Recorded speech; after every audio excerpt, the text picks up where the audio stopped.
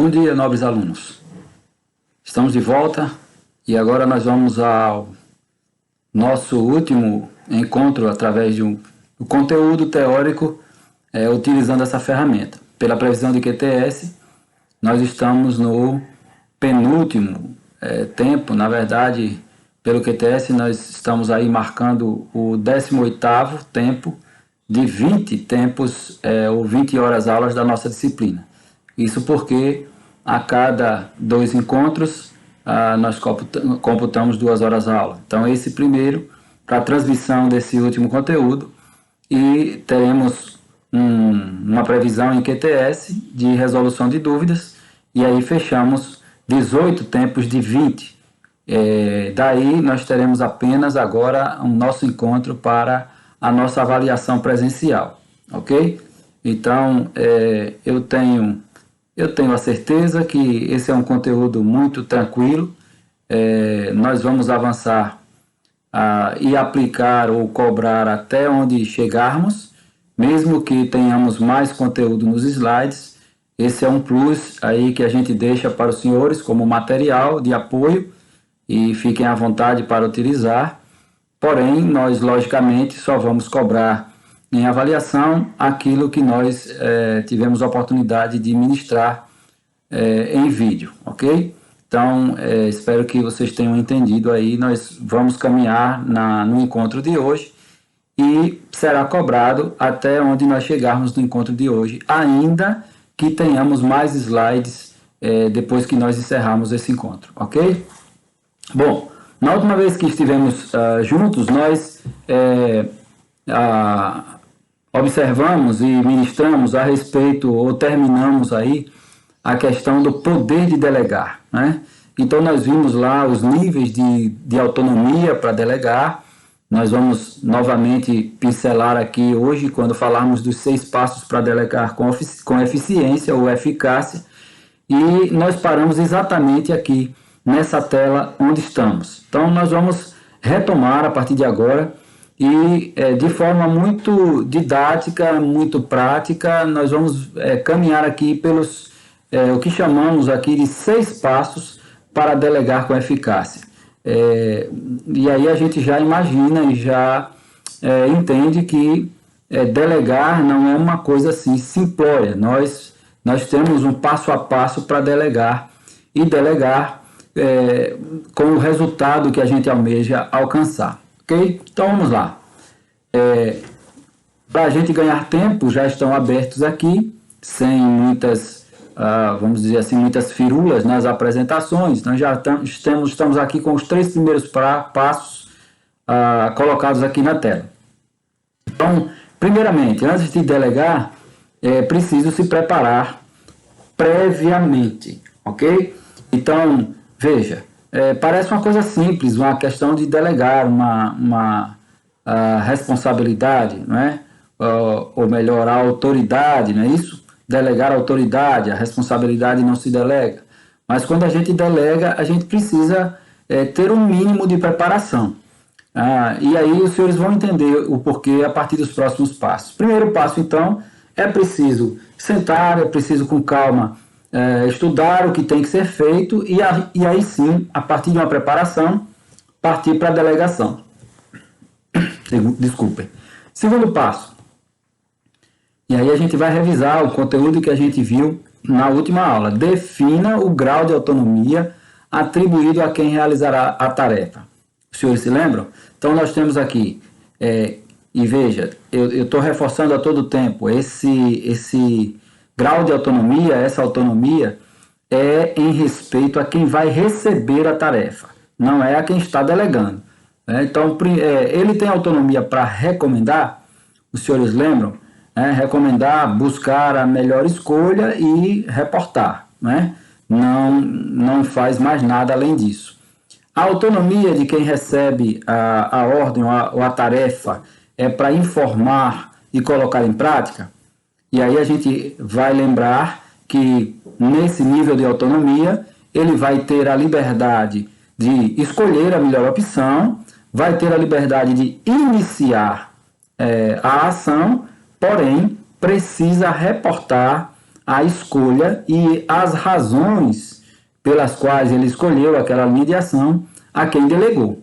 Né? Isso para permitir, se os senhores vão lembrar, se não lembrarem, depois dá uma revisada, né? Para permitir que se corrija possíveis distorções ainda no início da ação, ok? Ou, finalmente, a pessoa a quem você vai delegar tem liberdade ou autonomia para agir, e aí os senhores vão lembrar que esse nível de autonomia é o mais alto de todos e ele é utilizado quando a pessoa a quem nós estamos delegando a tarefa tem praticamente total confiança, total preparo técnico, total competência para que a gente possa delegar e, vamos dizer assim, dar as costas e confiar totalmente que a tarefa ou a missão vai ser cumprida a contento.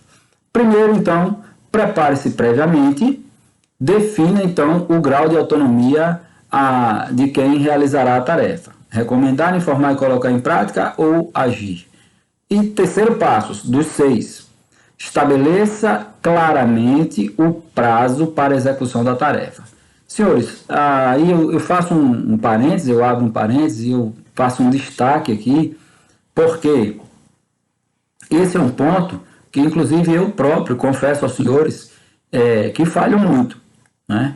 Nós estabelecemos muitas vezes, ou damos ordens, ou delegamos tarefas, e por diversas vezes, a não ser quando a gente tenha recebido um prazo do escalão superior, né? Nós já temos um prazo pré-estabelecido, e aí os senhores já conhecem, né? Quem recebe um prazo, repassa aquela tarefa, reduz o prazo e assim sucessivamente, de forma que o último a receber, ele fica com um prazo muito reduzido. Mas o que importa aqui é que nós não podemos esquecer de estabelecer um prazo, né? Então, estabelecer um prazo para a execução da tarefa é um passo importantíssimo quando a gente delega.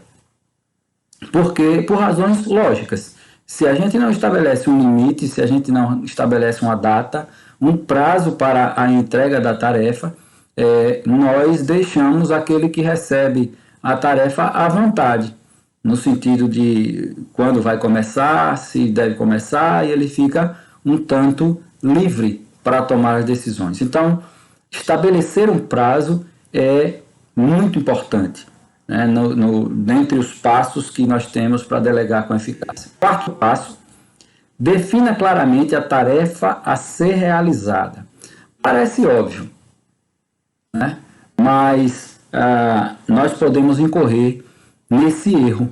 Muitas vezes, e aqui eu vou falar a todo momento, né, ao invés de delegar, dar uma ordem, porque é o que está no nosso dia a dia, faz parte da nossa rotina. Essa palavra é mais comum.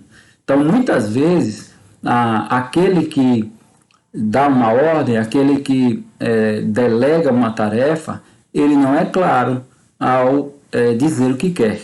E a partir daí, o entendimento fica prejudicado. Então, quarto passo, defina claramente a tarefa a ser realizada. Aí, novamente, um reforço. Seja específico. Peça à pessoa a quem está delegando para repetir informações para você, a fim de assegurar que ela compreendeu tudo. Veja só, vai parecer sempre uma coisa trivial, uma coisa meio, apesar de não existir mais nesse órgão, mas meio mobral, né? Uma coisa meio beabá. Mas, em algumas situações, isso se reveste de muita importância, de importância fundamental, né? Que é clareza quando transmitir uma missão, quando transmitir uma ordem, quando quiser que uma tarefa seja realizada com sucesso. Ser específico. Tem muita gente que, na verdade, tem dificuldade até de se expressar, né? Então, até o nosso regulamento, ele já prevê, né? Cabe ao subordinado, quando receber alguma ordem, tirar todas as dúvidas, né? Mas cabe também a quem dá a ordem, a quem delega, ser claro, ser específico naquilo que que ele quer que seja feito e como quer que seja feito, né? Muitas vezes ele diz o que quer, mas não diz como quer. E todas as vezes que isso acontece, mais uma vez a gente deixa àquele que recebeu a tarefa livre para fazer, mas para fazer do jeito que ele quiser.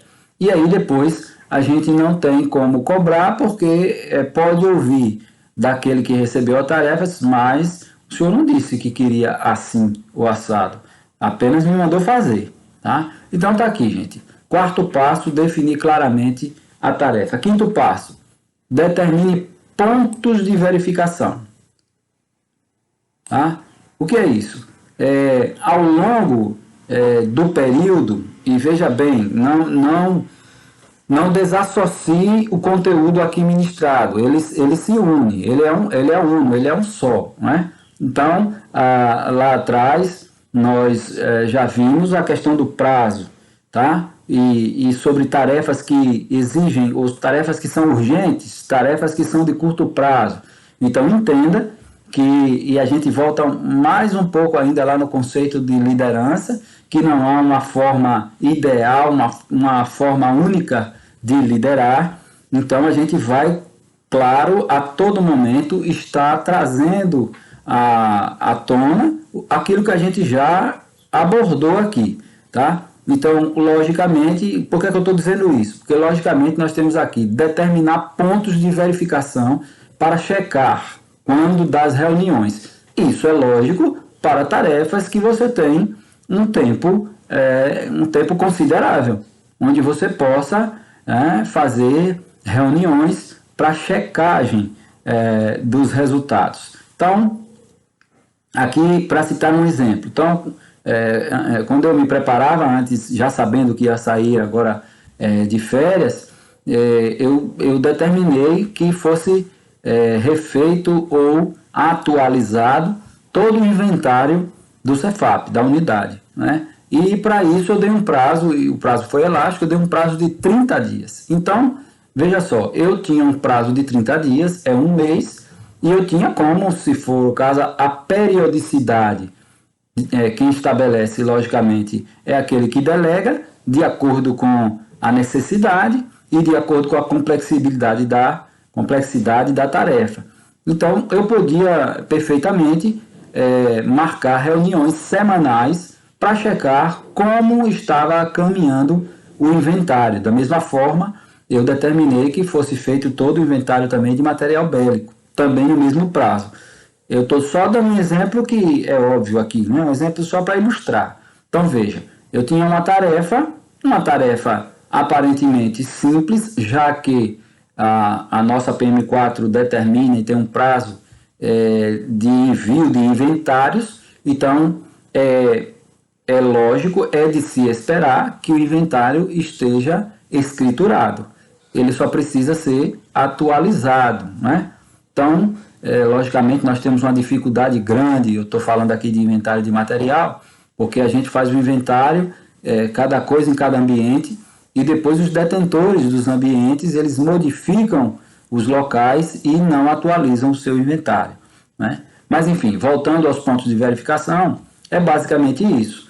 Você tem uma tarefa, aí é o caso de você subdividir essa tarefa, lógico, para tarefas mais longas e mais complexas. Isso é mais necessário e talvez mais fácil de fazer. Dividir essa tarefa em partes e estabelecer pontos, como chama aqui, pontos de verificação, para que a cada reunião eu possa checar se aquele objetivo foi atingido ou a quantas anda a minha tarefa, né? Acompanhar o progresso, aqui os objetivos, acompanhar o progresso e orientar. Então eu acompanho a quantas anda e se detecto alguma dificuldade, eu tenho a oportunidade de orientar ou de buscar uma solução para que a tarefa seja cumprida. A frequência, diz aqui, vai diminuindo com o tempo. O que quer dizer isso? Logo no início, eu reúno com mais frequência.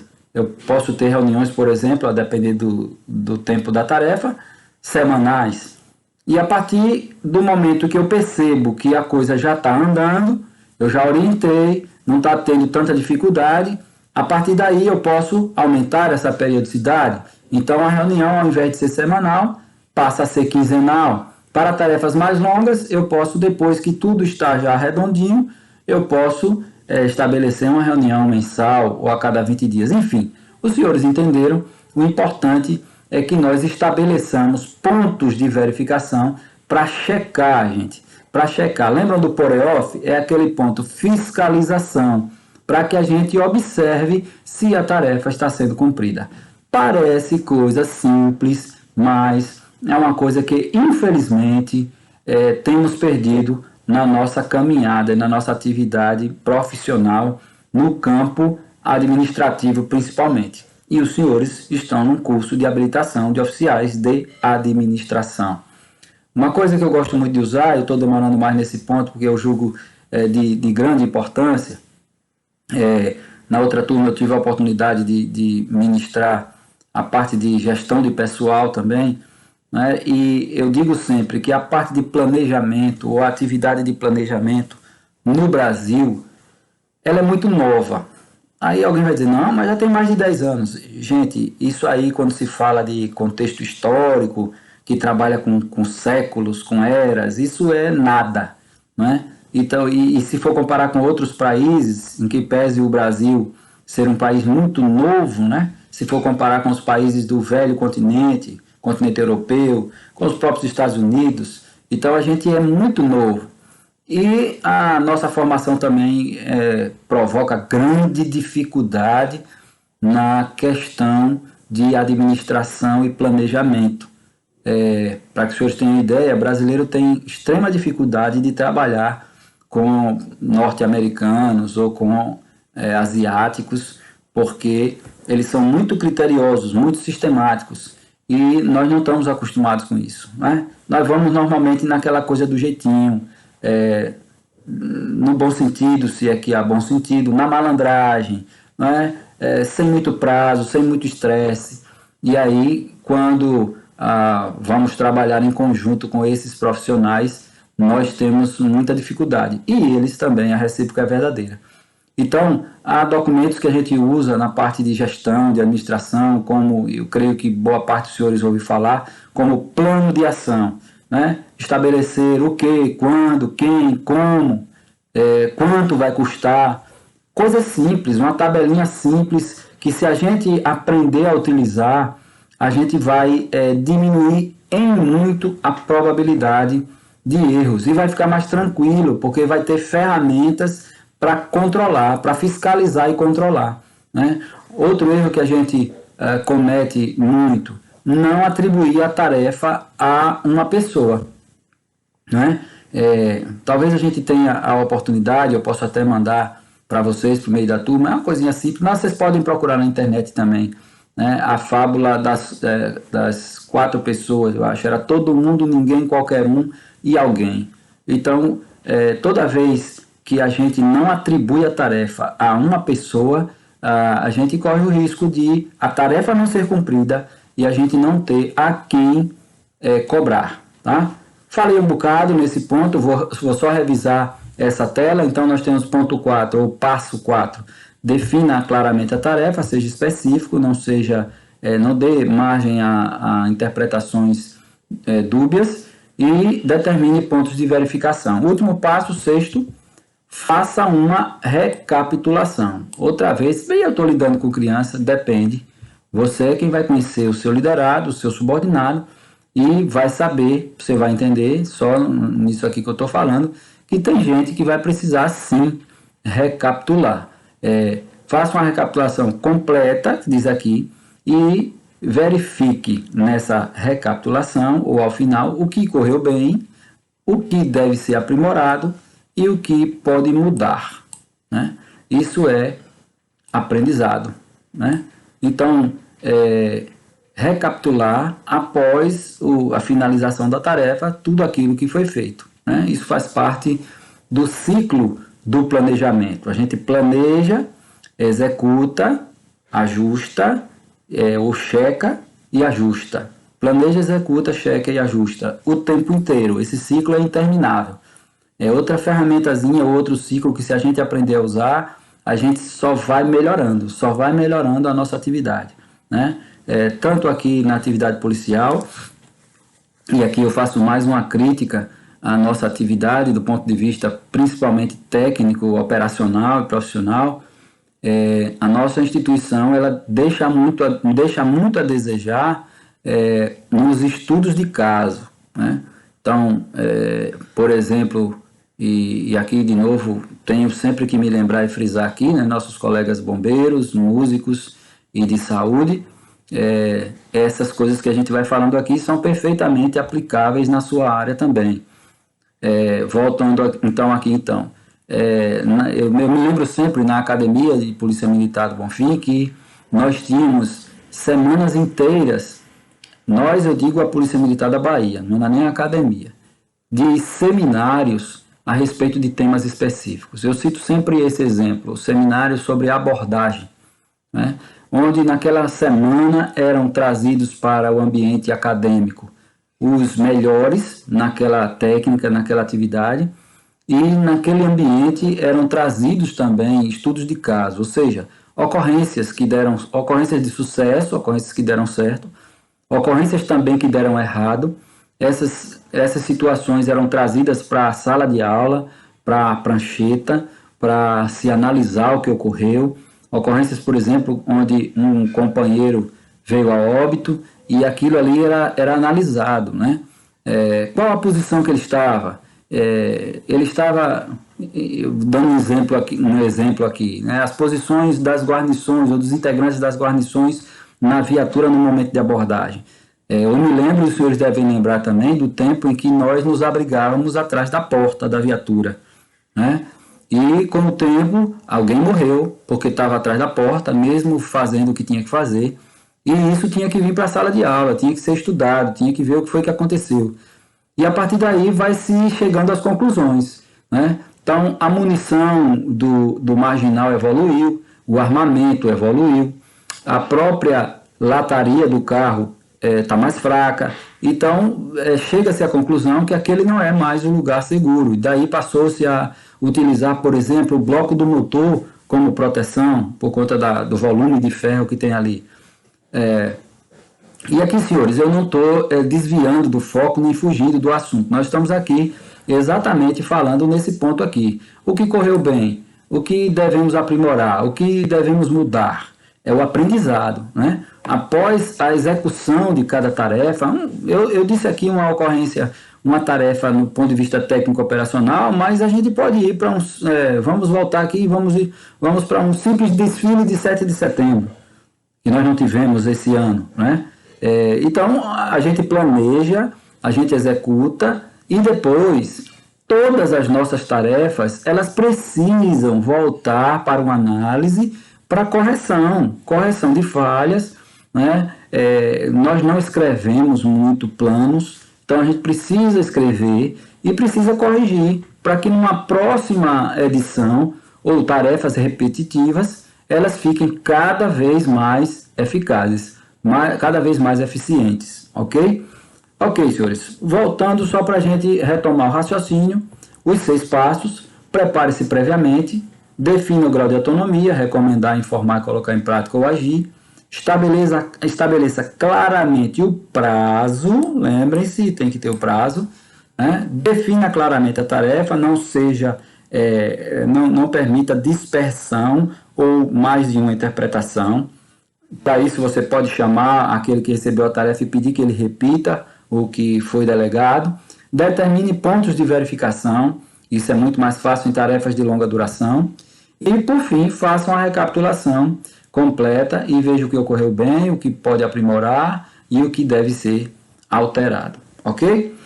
A gente, então, com esse conteúdo, encerra a parte de delegação. Já estaremos aqui agora num conteúdo que talvez até os senhores já tenham visto aí na parte de psicologia, né, na parte de relacionamento interpessoal. Eu creio que tiveram essa disciplina também. Mas eu trago para cá porque não se lidera sem ter noção, sem ter conhecimento desse conteúdo, né? Então, acho sim interessante um reforço. Hoje, na verdade, nas seleções também de funcionários das grandes empresas, é o que se chama, e muitos dos senhores já devem ter intimidade com esse termo, que é a inteligência emocional, né? E isso tem a ver diretamente com relacionamento interpessoal, para que a gente, inclusive para a gente definir aquele direcionamento, se voltado para a tarefa ou se voltado para o relacionamento, ok? Então, esse é um conteúdo também muito interessante e que eu tenho certeza os senhores já viram também em outra disciplina. Bom, a gente começa aqui procurando definir, procurando uma definição a respeito de personalidade. Então tá aqui, senhores, permitam-me ler o que está aí no seu slide. É o conjunto total de características que torna o indivíduo único e diferente dos outros, ok? E aí, uma coisa interessante, diz esse autor, claro que o conceito não é exclusivo, ou ele não exclui os demais, você vai encontrar diversos. Como é que a personalidade se revela? Através da conduta, veja, é uma via de mão dupla aí, uma conduta de uma pessoa e das reações dos demais perante essa conduta. Tá? Então, nós temos aqui como é que uma personalidade, as características, na verdade, de um indivíduo, elas vão se manifestar. Né? Então, a partir da conduta dele, a partir do comportamento e de como as pessoas reagem a esses comportamentos. E aqui nós temos, os estudiosos dizem que pelo menos 3 fatores que compõem ou que determinam, melhor dizendo, a personalidade. E aí os senhores me ajudam aí no raciocínio. Infelizmente não temos como interagir com essa ferramenta, mas quero que os senhores reflitam comigo. Primeiro dos fatores é a herança biológica ou natureza. E o que seria isso? Isso é exatamente aquilo que a gente herda, né? Está no nosso DNA, está na nossa marca, nós trazemos como marca dos nossos pais. Então, inevitavelmente, eu costumo sempre dizer isso, nós trazemos características que são herdadas dos nossos pais, dos nossos antepassados, né? Ainda que alguém não queira nem mencionar o nome do pai, ainda que alguém tenha uma história triste que o pai abandonou a mãe, mas não tem jeito. Você traz no seu DNA algo que é do seu pai ou da sua mãe, depende do caso, não, é inevitável. Então, uma das coisas que compõe a personalidade de todos nós é herança biológica. Um segundo fator é o ambiente ou educação. Daí, eu cito sempre para o nosso meio aqui um exemplo interessante. A gente que está no ambiente escolar, por exemplo, nós, ao recebermos, né, o aluno egresso da vida civil, ele vem com aquela cara de novinho, aquela cara de CDF, muitas vezes, né, vem de cursinho, era concurseiro profissional, então ele chega com uma fisionomia, com alguns traços, e a partir daí, com o desenrolar do curso, né, as atividades físicas, as instruções, a interação com os colegas, o regime disciplinar, ele então vai mudando. É isso que a gente deve fazer, né? Forjar o caráter, forjar o combatente. Então ele vai alterando. Então uma coisa que eu observo, eu cito, é um exemplo que eu dou assim um toque de humor nele, mas você vai entender. O cidadão que entrou, ele tinha uma cara de menino, e aí até ali, quando vai chegando no último mês, já perto da formatura, o cidadão já está transformado, ele já foi no bazar, ele já comprou uma capa de colete, ele já vai para o serviço já cheio de penduricalhos no colete. Quando ele se forma, a depender da unidade, ainda tem isso também, e isso tem a ver com o ambiente, né? A depender da unidade policial que ele for designado, a coisa muda mais ainda. Aí, às vezes, 15 dias depois da formatura, você já encontra aquele ex-aluno na rua, ele já está com um cigarro na boca, ele já está usando uma touca, uma balaclava, ele já está diferente. Então, eu cito isso para mostrar que o ambiente, ele nos transforma, né? Aquela história, né, velha que a gente conhece, que o homem é produto do meio, né? A gente não vai dizer que é 100%, mas que sim, o meio influencia, tenho absoluta certeza disso. E o ambiente, então, ou educação, e aí eu falei no ambiente profissional, puxando para o nosso lado, mas também o ambiente em casa, se aplica o mesmo raciocínio, ou educação, é a mesma coisa, a informação ou a formação que o indivíduo recebe vai compor a personalidade dele. E, finalmente, um terceiro fator, a idade ou amadurecimento. E aqui eu cito sempre um outro exemplo. Vamos refletir, vamos voltar no tempo e pensem os senhores naquela época em que os senhores ingressaram na Polícia Militar, né? E depois do curso de formação e foram para as primeiras operações, as primeiras ações na rua, aqueles que trabalharam na rádio patrulha, no choque, enfim, lá na ponta da linha, ou mesmo na parte administrativa.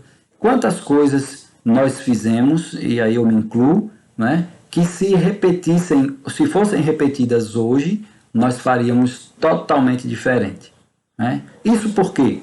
Porque a idade mudou, e com a idade, não necessariamente todas as vezes, né, porque não são sinônimos, mas o lógico é que com a idade deve vir o amadurecimento, ok? Então a gente vai amadurecendo, a gente vai ficando com mais tempo de corporação, né? Eu costumo dizer que é igual, não sou atleta não sou jogador de futebol, mas eu cito sempre esse exemplo, né? O novinho, ele chega, ele entra em campo, o novo ele tem o gás, ele é impulsivo, ele tem a força, ele quer fazer, né? E o que é mais maduro, o que é mais experiente, ele tem exatamente, sendo redundante, a experiência. Então, o novo corre mais e o mais maduro, ele espera a bola chegar no pé, não é assim? Não sou jogador, como eu disse, mas eu creio que é mais ou menos por aí. Então, a gente vai adquirindo experiência, amadurecendo e a personalidade vai tomando forma. Ok, senhores? Os 3 fatores que compõem a personalidade, então, estão aqui. Herança biológica é o que a gente herda biologicamente, o ambiente ou a educação, a idade ou amadurecimento. E aqui nós sugerimos uma base para que nós estamos falando de relações interpessoais e, lógico, começamos com o conceito de personalidade. Agora, aplicando esse conceito e para melhorar as relações, então a gente coloca aqui algumas reflexões. Primeiro, é preciso, para que eu tenha bom relacionamento, compreender que cada pessoa tem uma personalidade própria.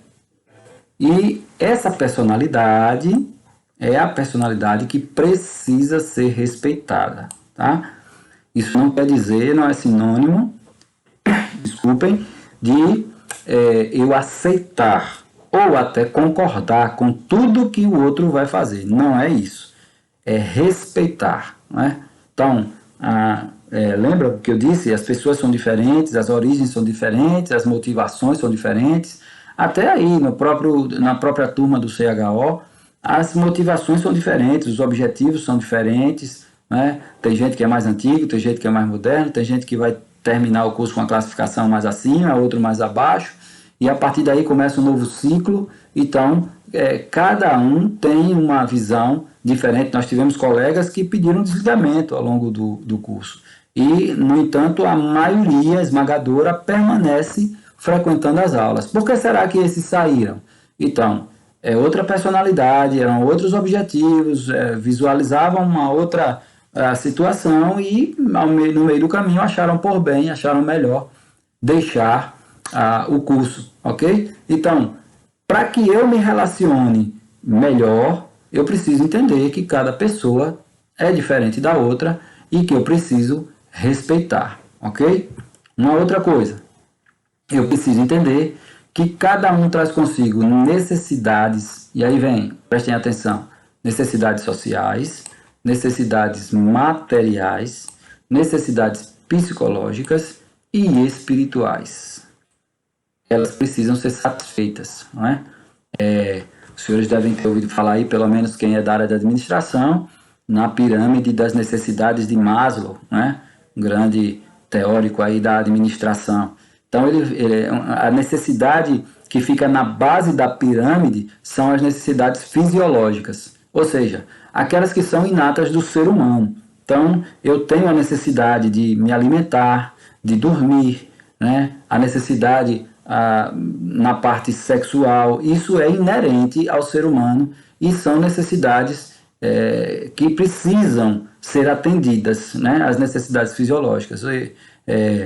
Na disciplina Gestão do Pessoal, a gente fala um pouco sobre isso, que é a questão de quem está ali no comando e na administração, na gestão, prestar atenção nas necessidades ou no atendimento das necessidades dos seus colaboradores, né, que é o termo moderno. Então, preciso entender, para que eu me relacione melhor, que cada pessoa, isso aqui é cada pessoa, veja, aqui nós não estamos dizendo que é imprescindível atender todas as necessidades. E outra coisa que eu quero colocar aqui é que necessidade é diferente de desejo, ok? Não estamos falando aqui daquilo que as pessoas desejam ou querem, porque, e no mundo de hoje é muito comum de encontrar, muitas vezes as pessoas querem muito mais do que necessitam.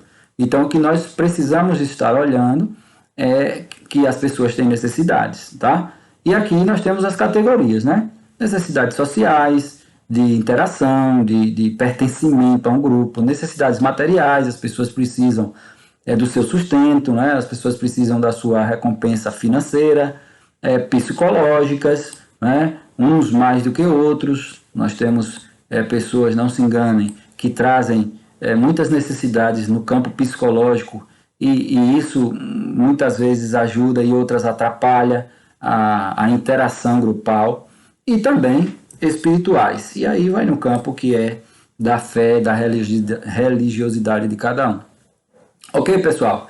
Então, se a gente quiser melhorar, veja que a gente diz aqui, a gente já continua num campo muito teórico, né? Mas que é de fundamental importância, eu creio, para a questão da liderança também, já que liderança tem a ver com grupo e grupo tem a ver com pessoas, e aí entre pessoas haverá necessariamente relações interpessoais, inclusive daquele que lidera para com os seus liderados, ok? Então é preciso atentar para isso, compreender que cada pessoa tem uma personalidade, preciso respeitar, tá?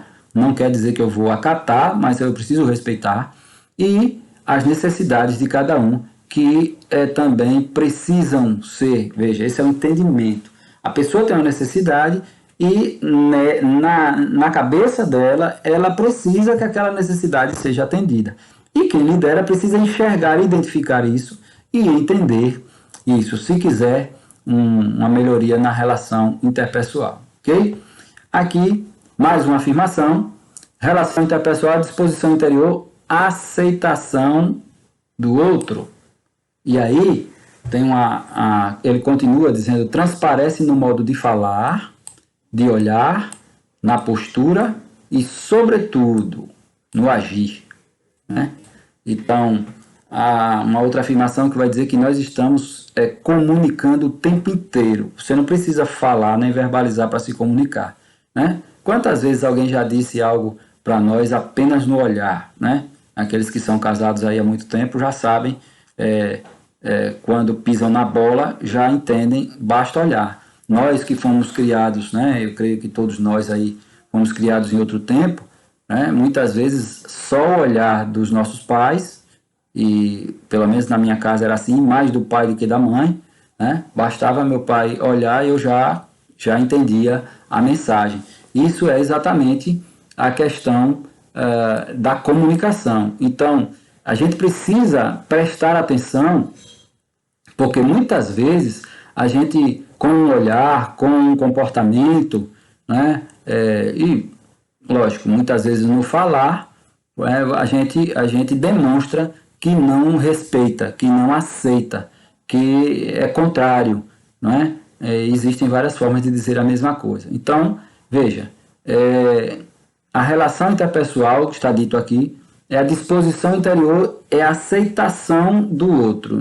De novo, não quer dizer que eu estou concordando com o outro, mas eu aceito o outro, ainda que eu não aceite a forma de pensar, a sua opinião, mas eu preciso entender, partindo daquilo que a gente já viu, cada um é diferente, cada um traz uma necessidade, cada um traz uma origem, cada um busca um objetivo, né? Eu preciso entender e aceitar que o outro é diferente e ter cuidado com a minha reação.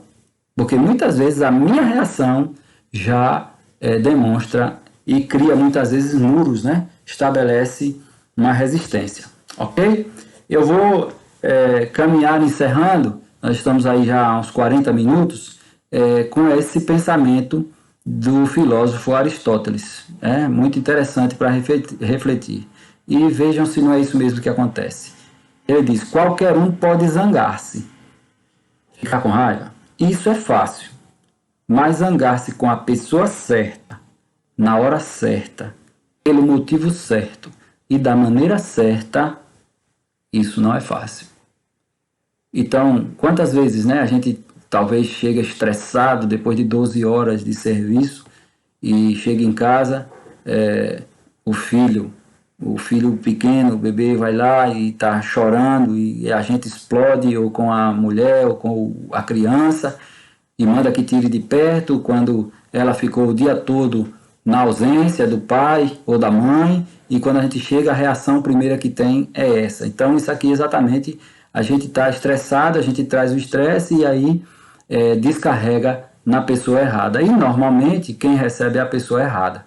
A gente fica pé da vida com o chefe, com o superior, com o coronel, e aí quando chega em casa, desconta na esposa, desconta no filho. Tremenda injustiça, não é? Mas muito fácil de acontecer, e eu tenho certeza que, se não todos, mas a maioria de nós já cometeu esse tipo de situação. Quando não com o filho, até com o cachorrinho, né? O cachorrinho é um animal irracional, ele não sabe, vem ali abanando o rabo, e aí você está aborrecido e descarrega lá no pobre do animal, do pet, né? Então, aqui uma frase muito interessante e eu vou utilizá-la para fechar o nosso conteúdo, pessoal, para fechar os nossos encontros aí.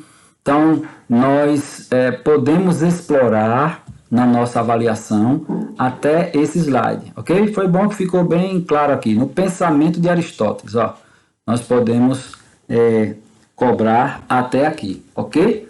Então, como disse, já passamos aí dos 40 minutos. Foi muito bom estar com vocês, em que pese utilizando essa ferramenta. Nos encontraremos muito provavelmente semana que vem, presencialmente, na realização da nossa prova, ok? Até lá, fiquem em paz, até lá, se Deus quiser.